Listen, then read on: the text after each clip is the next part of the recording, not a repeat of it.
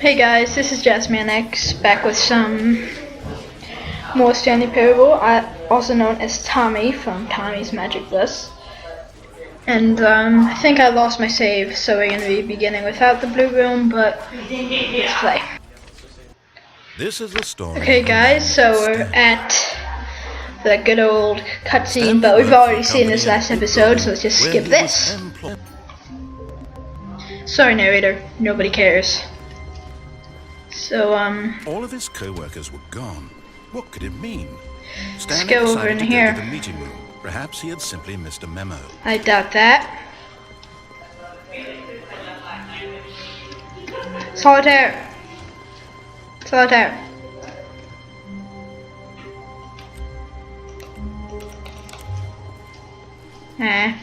Don't feel like playing that anyway.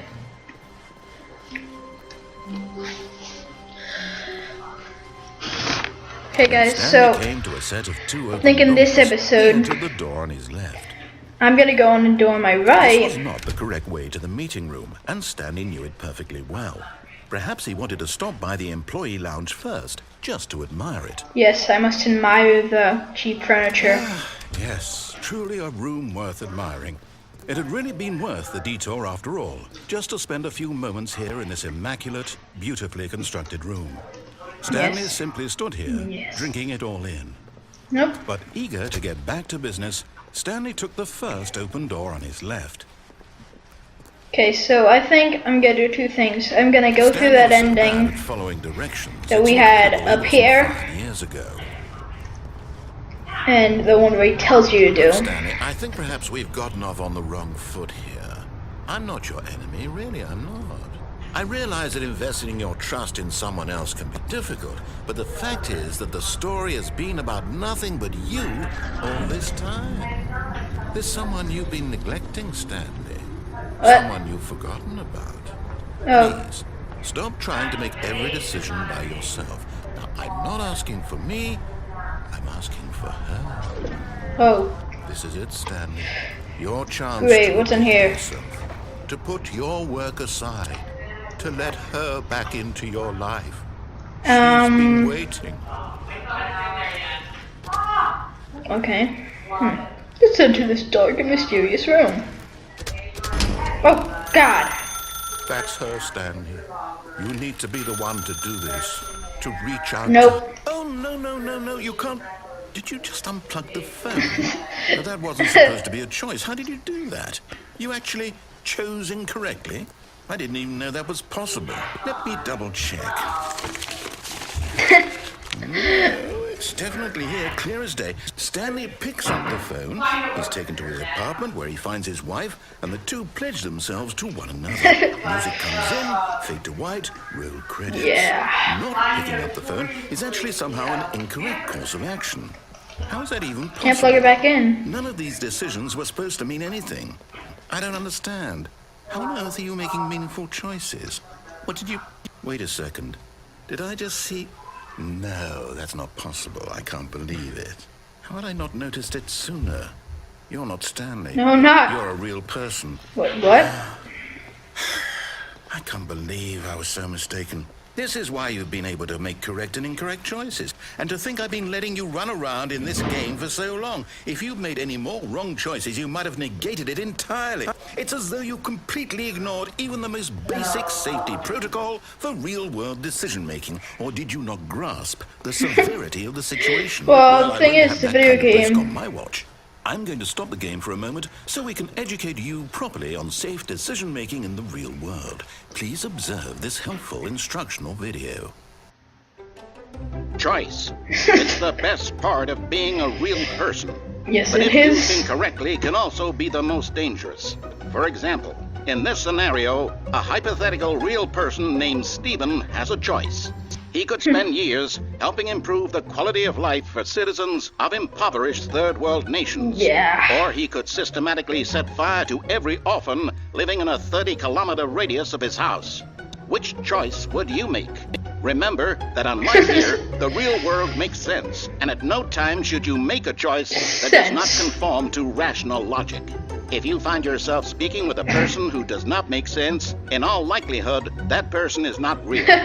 Allow the person to finish their thought, then provide an excuse why you cannot continue talking. Turn to a partner and practice saying, "My goodness, is it 4:30? I'm supposed to be having a back, sack, and crack." Okay guys, so I'm gonna say this to you. Oh my god, is it 4:30? I'm supposed to be having a back, sack, and crack. Now say it to me. Why aren't you saying it? Okay, thanks.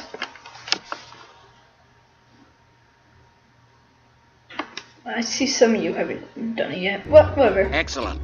Making choices on a regular basis is the best part That's to me. a healthy decision-making process. Most medical professionals recommend making at least 8 choices per day. Do you make more than 8?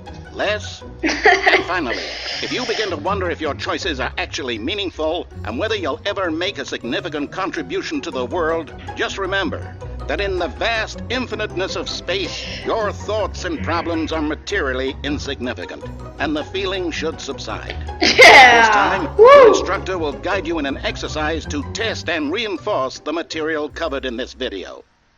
Yeah. What the? Welcome back. You may have noticed that this room has begun to deteriorate as a result of narrative contradiction. But not Danger, to worry. danger Now that everywhere. you're properly informed on good decision Stop, making, stop, stop, we're stop, going to stop, revisit Charles, a choice stop. you made just a few minutes ago and see what the correct thing to do would have been. This way, please. Okay.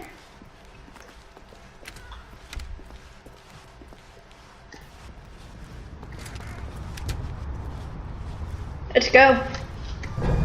Now that we know your choices are meaningful, we can't have you jumping off the platform Yeah. and dying.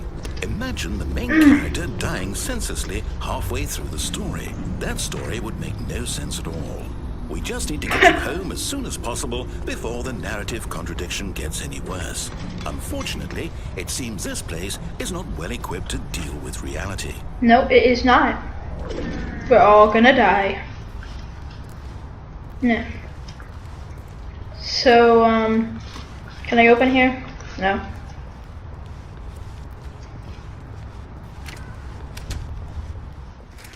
So let's go back.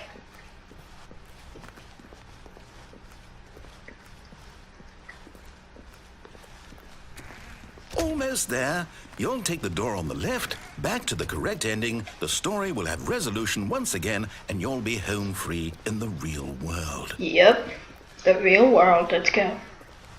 Now remember, all you need to do is behave exactly as Stanley would. That means choosing responsibly and always putting the story first. I'm quite sure you'll be up to the task. Just follow my lead and you'll be fine. All right. When Stanley came to a set of 2 open doors, he entered the door on his left. Okay, well, I don't want to break this anymore, so I'll just follow your directions.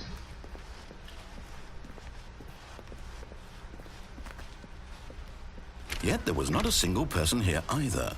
Feeling a wave of disbelief, Stanley decided to go up to his boss's office, hoping he might find an answer there. Coming to a staircase, Stanley walked He go upstairs downstairs. to his boss's office.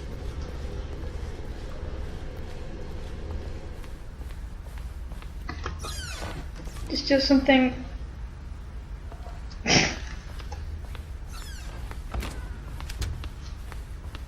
What the?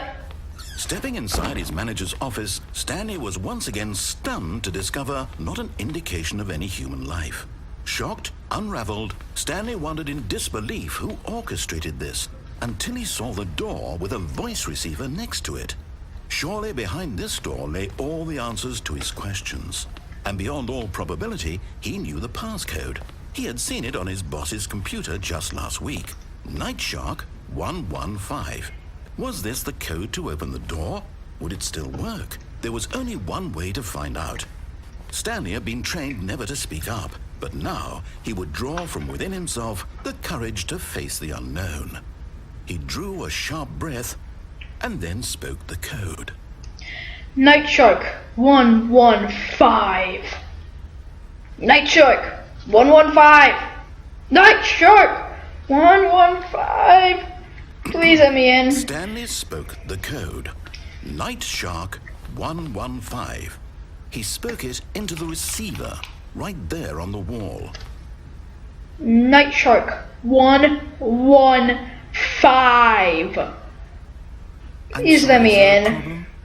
You didn't mishear me, did you? Please speak the code into the receiver. Otherwise, we can't get on with the story. This is a crucial step. Night Shark 115. Please let me in. Okay, Night Shark 115. fine. You're not going to do it, but you know what?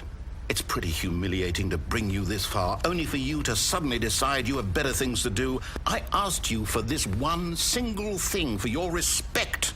The kind of respect Stanley shows for his choices. He knows what it means to take a story seriously.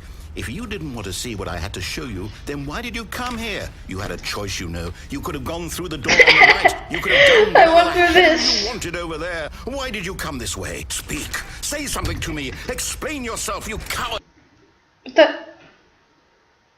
Behave exactly as Stanley would. That means choosing responsibly and always putting the story first. I'm quite sure you'll be up to the task. Just follow my lead and you'll be fine. All right. When Stanley came to a set of 2 open doors, he entered the door on his left. Okay, that last part was a little weird. Let's keep going. Yet there was not a single person here either. Feeling a wave of disbelief, behave exactly as Stanley would. That means choosing responsibly and always putting the story first. I'm quite sure you'll be up to the task. Just follow my lead and you'll be fine. All right. When Stanley came to a set of 2 open doors, he entered the door on his left. Yet there was not a single person here either. Feeling a wave of disbelief, behave exactly as Stanley would. That means choosing responsibly and always putting the story first. I'm quite sure you'll be up to the task. Just follow my lead and you'll be... Yet there was not a single person here either. Feeling a wave of disbelief... Stop it! Yeah. Please stop it. Just let me get on with the story. I've joined the dark side, just please. Is it over?